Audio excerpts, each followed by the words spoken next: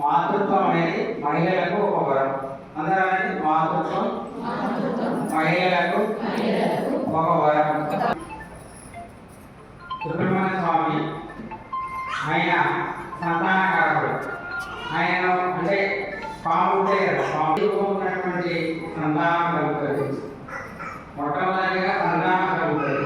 సంతానం కలిగినాక అత్యంత రూపవంతుడు, గుణవంతుడు, ధనవంతుడు.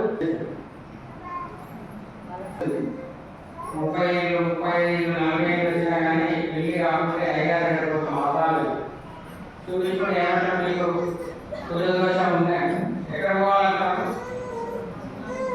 పోవాలి. లేక ఎప్పుడైనా మన చేత కానీ మన పూర్వీకుల చేత కానీ చంపబడి ఉంటే విశేషంగా 7 తరాల వరకు ఆ యొక్క దృష్టి వస్తూనే ఉంటుంది. రిహాబిలిటేషన్ అంటే మళ్ళీ సవరణ చేసుకోవడం